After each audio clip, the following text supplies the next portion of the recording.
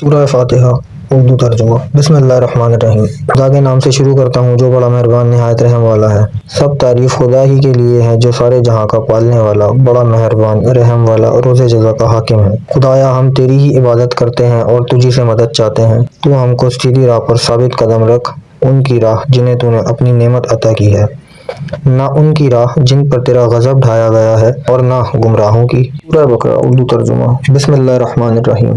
خدا کے نام سے شروع کرتا ہوں جو بڑا مہربان نہایت رحم والا ہے۔ یہ وہ کتاب ہے جس کے کتاب خدا ہونے میں کچھ بھی شک نہیں۔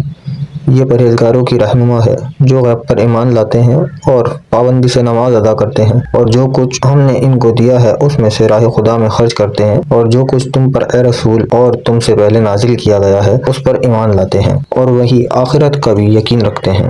یہی لوگ اپنے پروردگار کی ہدایت پر عامل ہیں اور یہی لوگ اپنی دلی مرادیں پائیں گے۔ بے شک جن لوگوں نے کفر اختیار کیا ان کے لیے برابر ہے، اے رسول خواہ تم انہیں ڈراؤ یا نہ ڈراؤ وہ ایمان نہیں لائیں گے۔ ان کے دلوں پر اور ان کے کانوں پر نظر کر کے خدا نے تصدیق کر دی ہے کہ یہ ایمان نہ لائیں گے، اور ان کی آنکھوں پر پردہ پڑا ہوا ہے اور انہی کے لیے بہت بڑا عذاب ہے۔ اور بعض لوگ ایسے بھی ہیں جو زبان سے تو کہتے ہیں کہ ہم خدا پر اور قیامت کے دن پر ایمان لائے، حالانکہ وہ دل سے ایمان نہیں لائے۔ خدا کو اور ان لوگوں کو جو ایمان لائے دھوکہ دیتے ہیں، حالانکہ وہ آپ اپنے ہی کو دھوکہ دیتے ہیں اور کچھ شعور نہیں رکھتے۔ ان کے دلوں میں مرض تھا ہی، اب خدا نے ان کے مرض کو اور بڑھا دیا، اور چونکہ وہ لوگ جھوٹ بولا کرتے تھے اس لیے ان پر تکلیف دہ عذاب ہے۔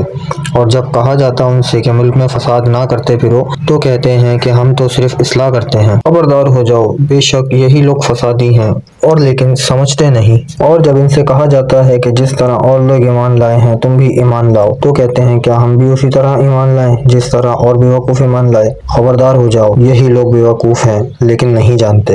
اور جب ان لوگوں سے ملتے ہیں جو ایمان لا چکے تو کہتے ہیں کہ ہم تو ایمان لا چکے، اور جب اپنے شیطانوں کے ساتھ تخلیہ کرتے ہیں تو کہتے ہیں کہ ہم تمہارے ساتھ ہیں، ہم تو مسلمانوں کو بناتے ہیں، وہ کیا بنائیں گے، خدا ان کو بناتا ہے اور ان کو ڈھیل دیتا ہے کہ وہ اپنی سرکشی میں غلط پیچا رہیں۔ یہ وہ لوگ ہیں جنہوں نے ہدایت کے بدلے گمراہی خرید کی، پھر نہ ان کی تجارت ہی نے کچھ نفع دیا اور نہ ان لوگوں نے ہدایت پائی۔